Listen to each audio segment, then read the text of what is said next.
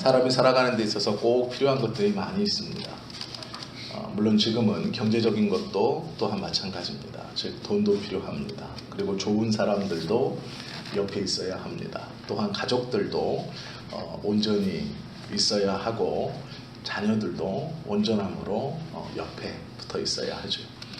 그것들을 다 갖춘 사람들을 가리켜서 복을 받았다라고 이야기하고, 조금 부족한 사람은 그것이 좀 서로 부족하다라고 느끼고 살아가는 것이지요.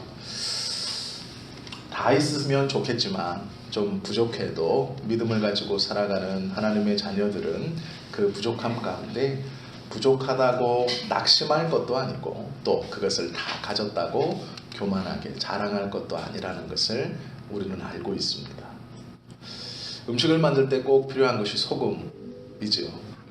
소금은 꼭 있어야 맛을 내는 겁니다.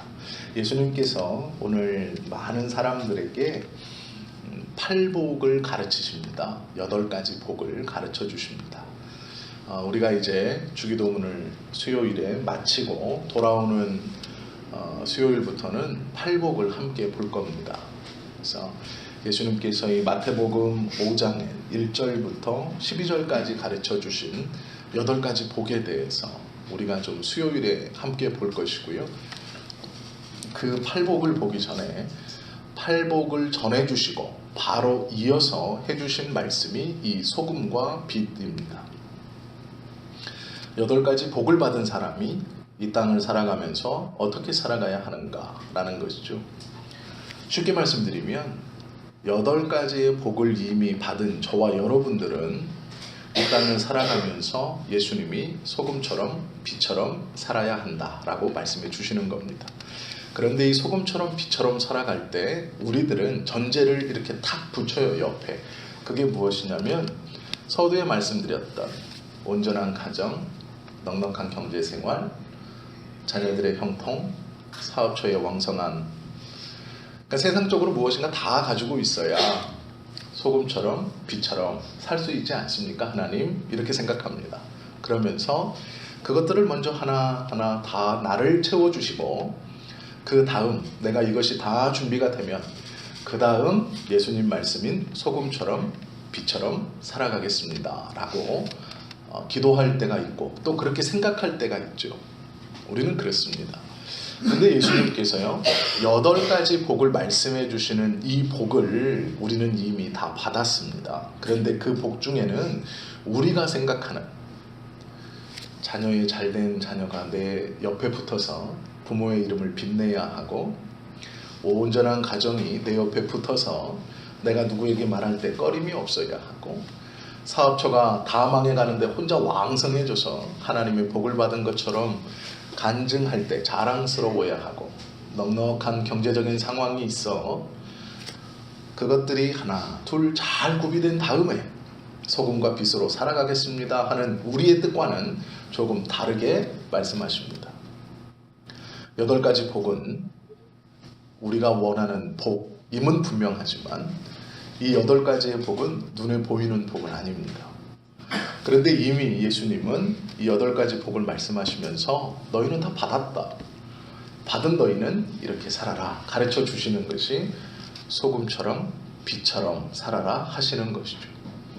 그래서 우리가 수요일부터 8복을 보기 전에 오늘 이 말씀을 다시 한번 좀 보려고 합니다. 그러면서 어떻게 살아야 하는가, 왜 그렇게 살라고 명령하시는가를 한번 좀 더 생각해 보면 좋을 것 같습니다. 예수님께서는 선언을 하십니다. 너희는 세상의 소금이니 너희는 세상의 빛이다. 이렇게 선언하십니다. 너희는 세상에서 소금이 되어라 라고 말씀하지 않으시고요.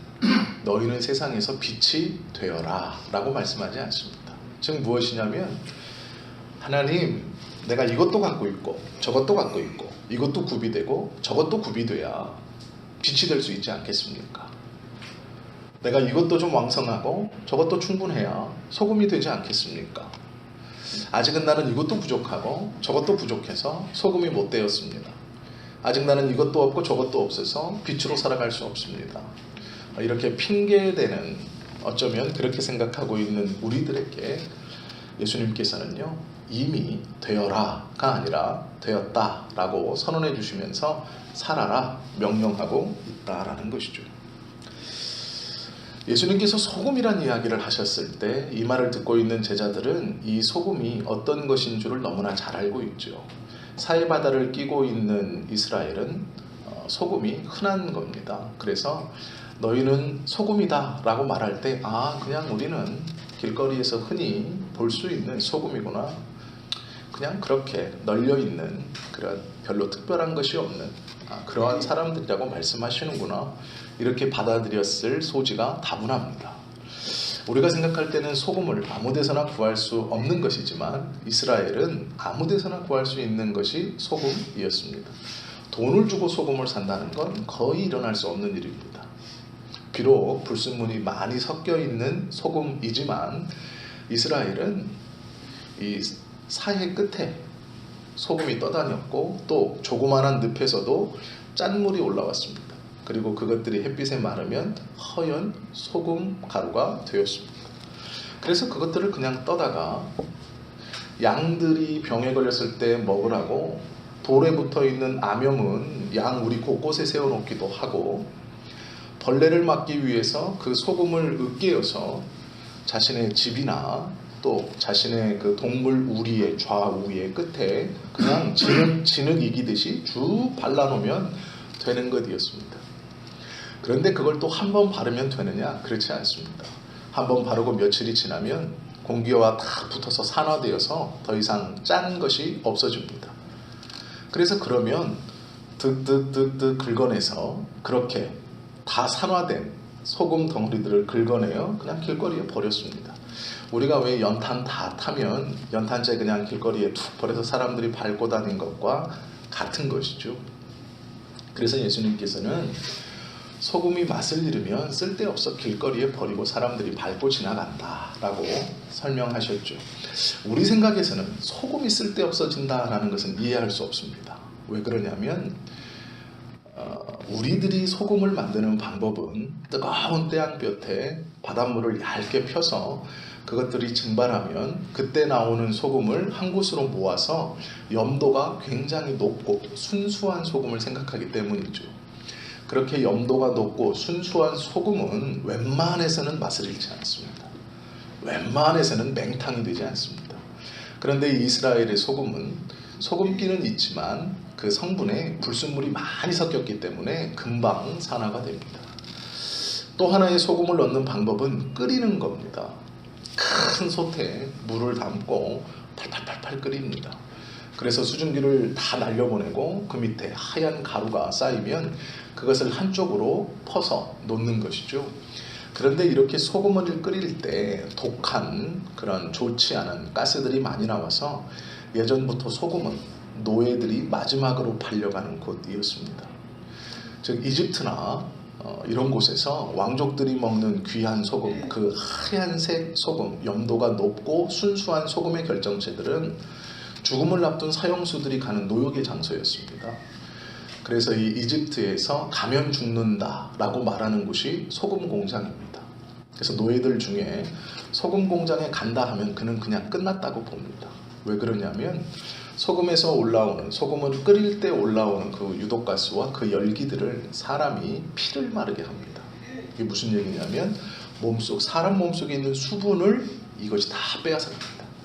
그래서 조금씩 사람이 말라 죽는 것이죠.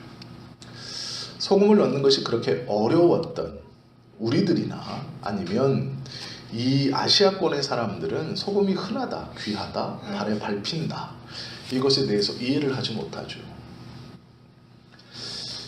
내륙에서는 소금과 황금의 무게가 똑같은 양으로 거래가 될 때도 있었습니다. 또한 소금 다음에 유명했던 것이 후추이죠. 이 후추도 또한 황금과 동일한 무게로 거래되곤 했죠. 후추가 나오기 전에는 소금이었습니다. 하얗게 정제된 소금은 그만큼 값어치가 있는 것이었죠.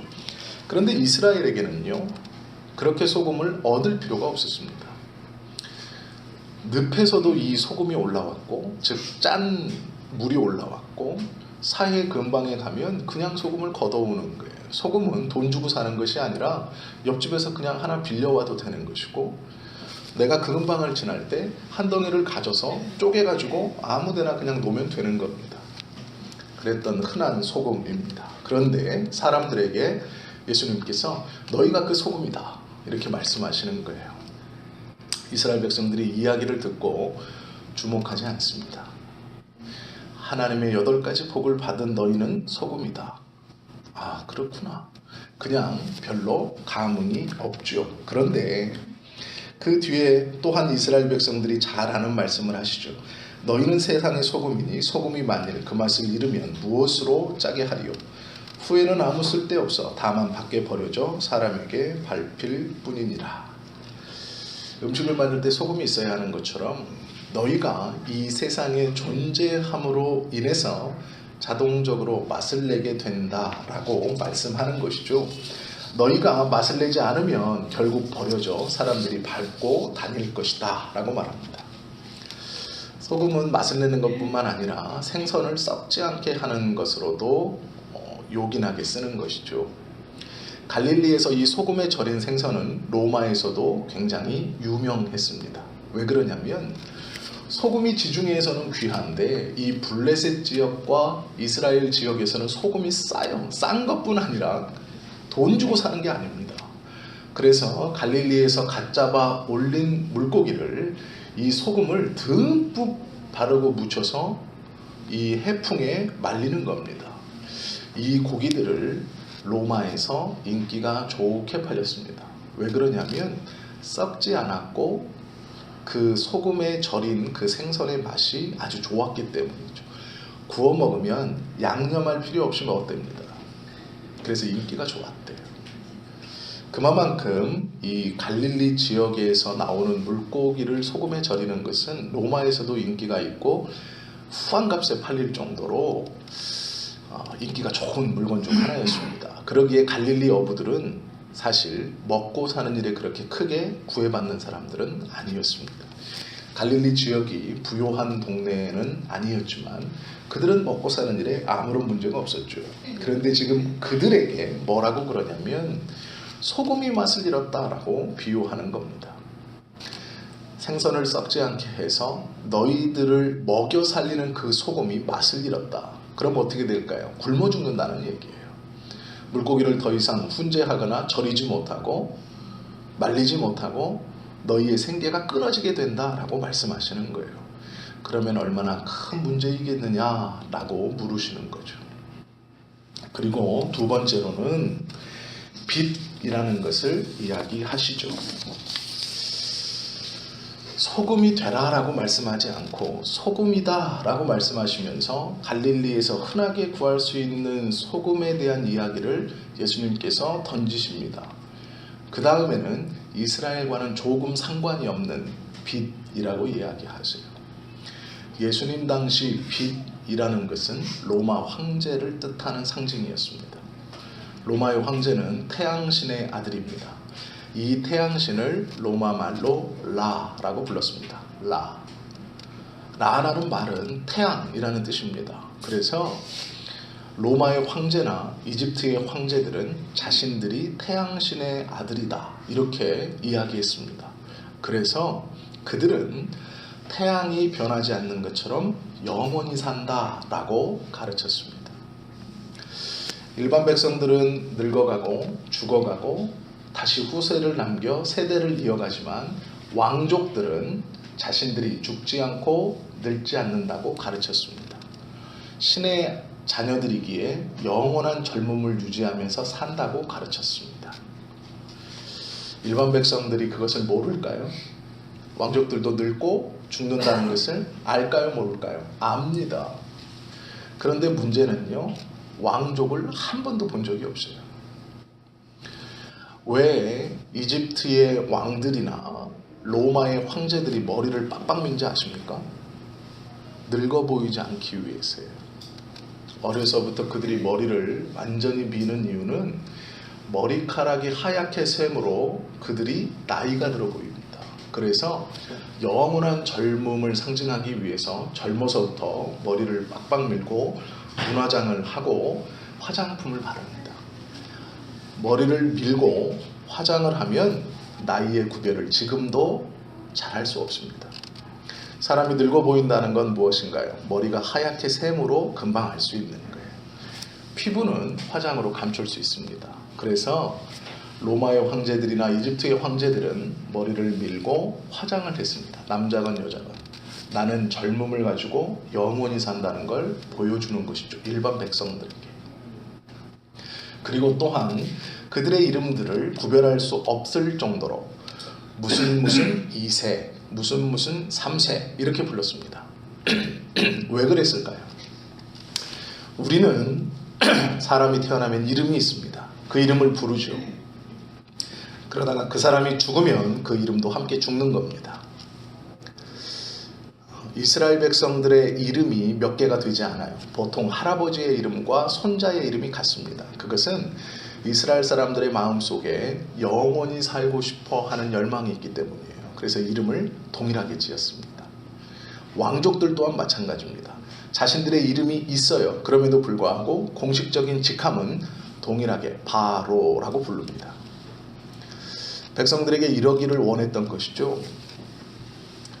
평민이 하나 태어났습니다. 왕이 바로예요.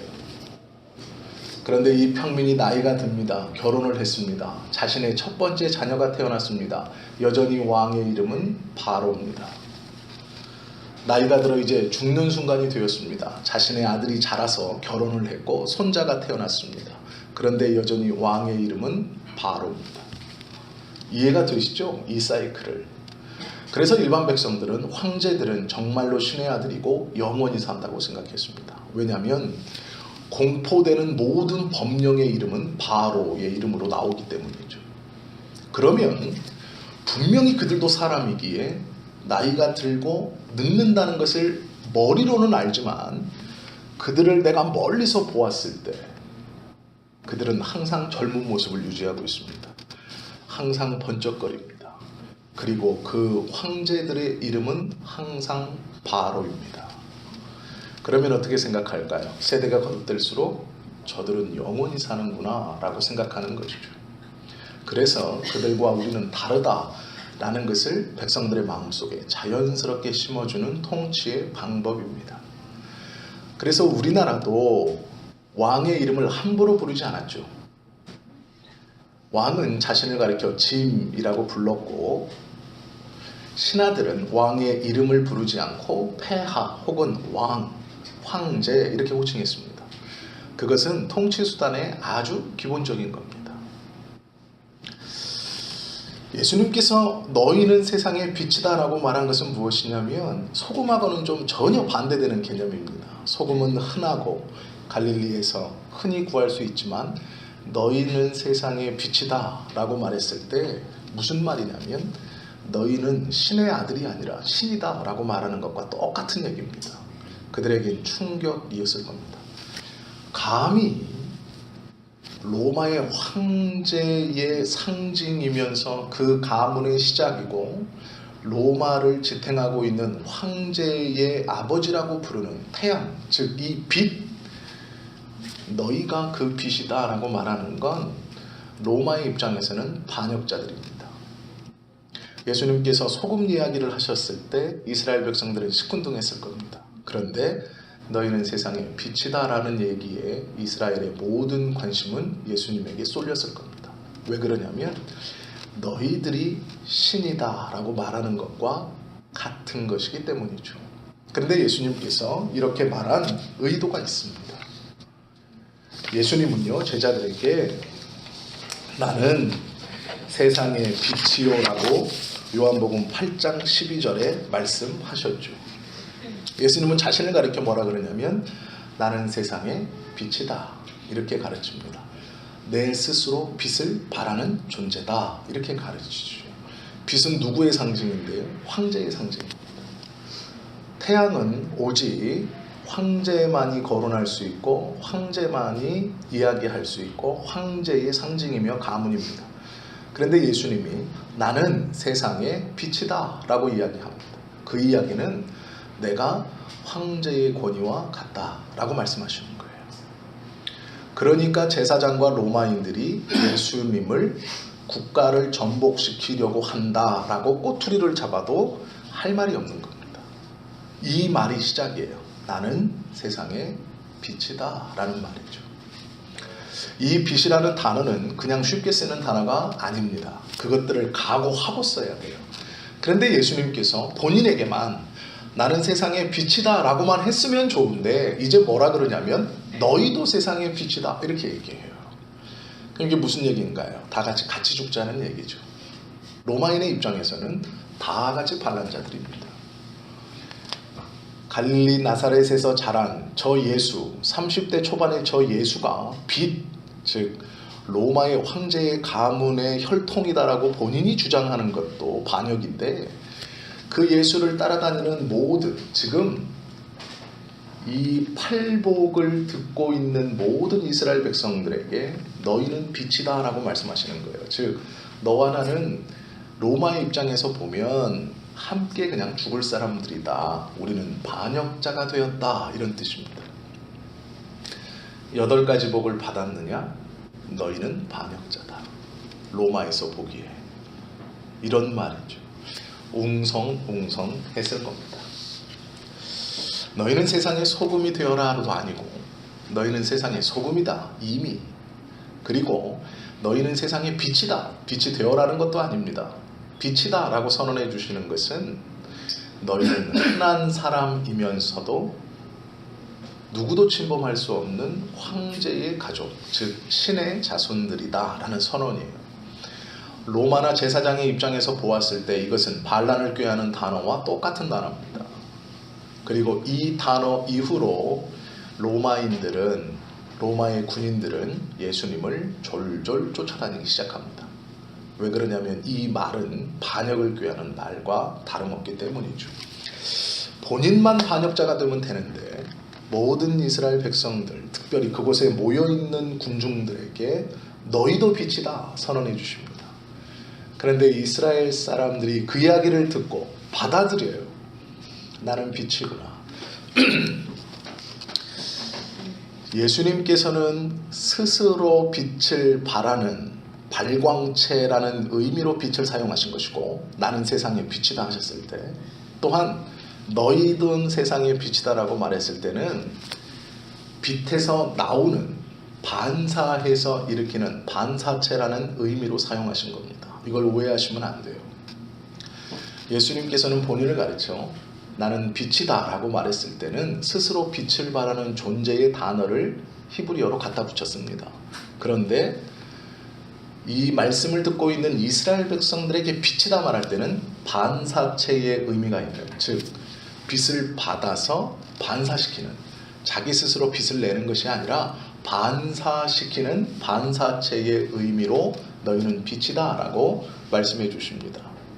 이게 무슨 얘기냐면 이스라엘 백성들에게 지금 이 이야기는요, 당신은 로마 황제와 같은 그 태양신의 후손이고 우리는 그 태양신의 후광을 입어서 그 영화를 누릴 수 있는 빛이다 라고 설명해 주신 거예요. 그러기에 동요가 없는 겁니다. 이해하셨죠? 예수님은 그냥 반역자고 우리는 그 후광을 힘입어서 은혜를 받을 수 있는 그런 빛이라고 이스라엘은 생각했다라는 것이죠. 그런데 예수님께서 너희는 이미 소금이다, 이미 빛이다 라고 말씀하신 건 이유가 있습니다. 팔복을 설명하시고 이렇게 설명하신 이유는 팔복을 받은, 즉 예수님을 믿고 따르는 사람들이 어떻게 살아가야 하느냐에 대한 문제에 대한 답을 주시기 위해서죠.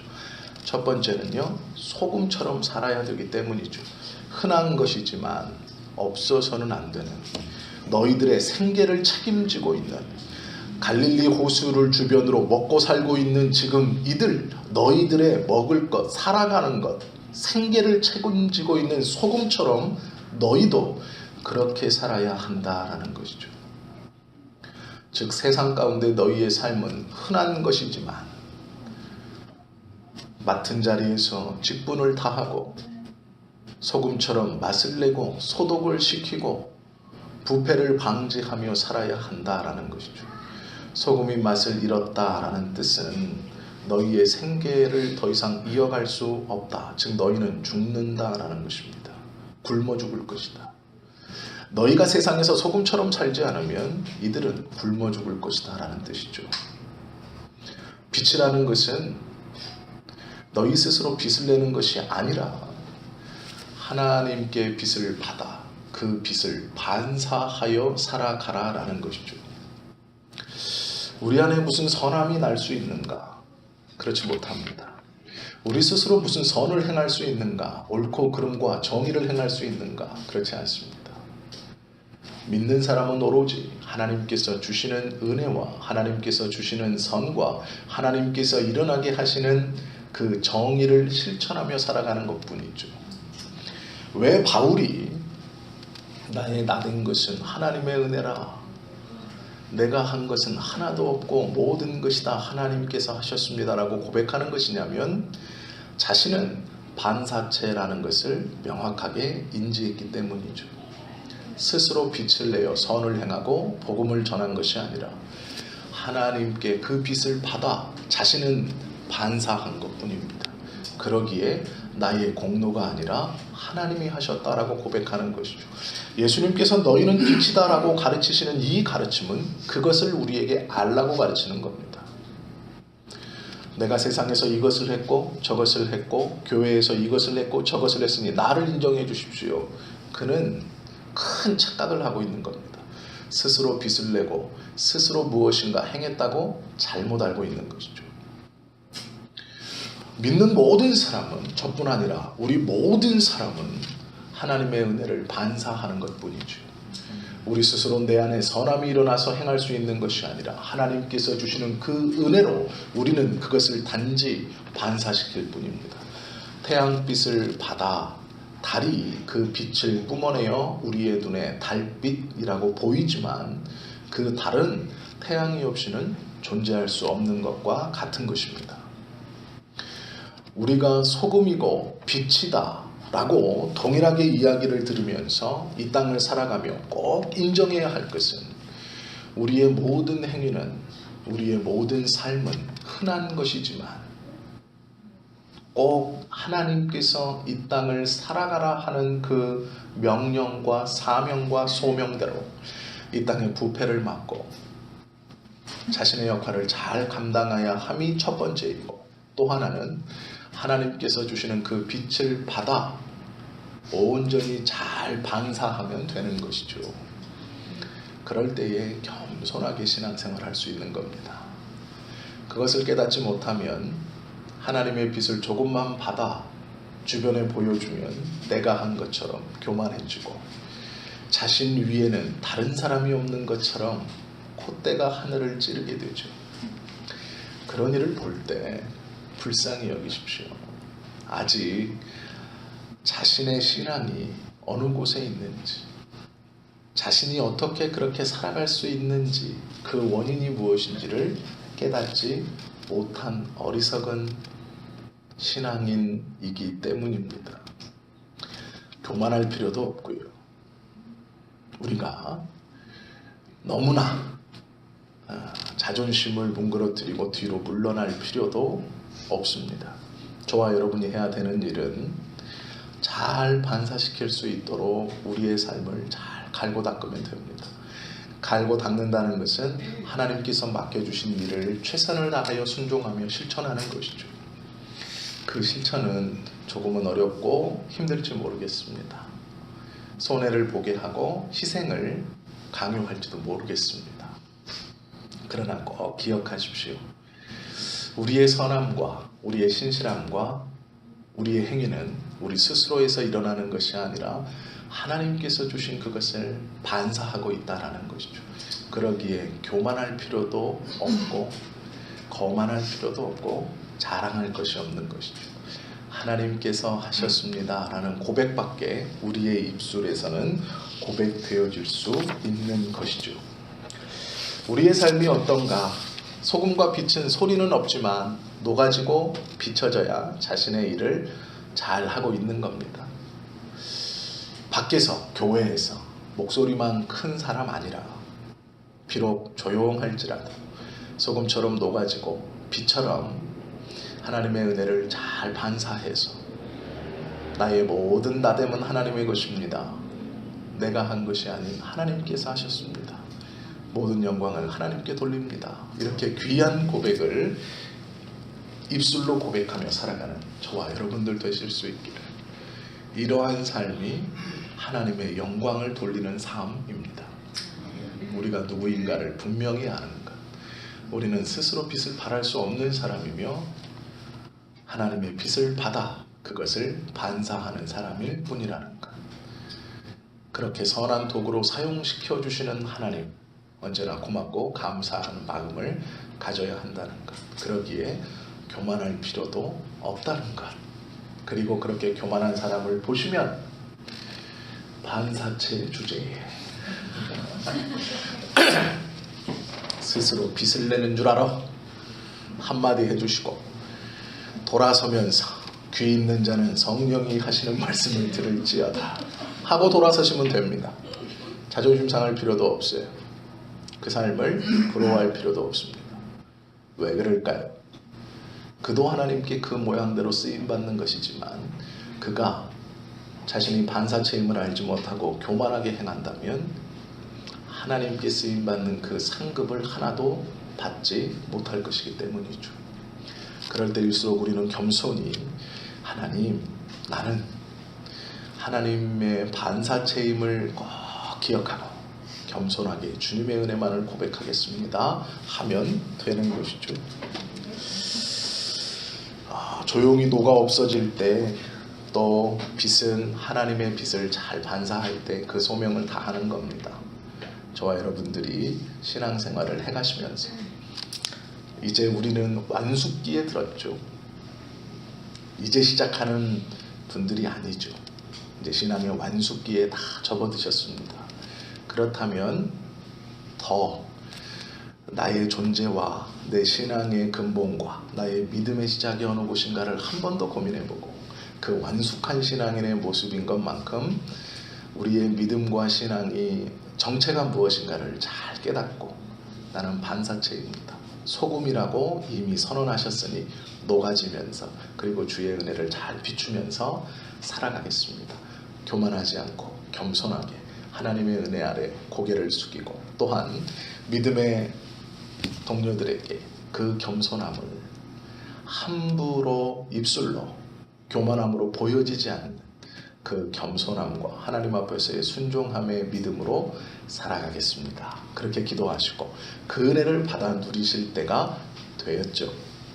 그 은혜를 받아 누리는 저와 여러분 되시기를 예수님의 이름으로 축원합니다. 기도하시겠습니다.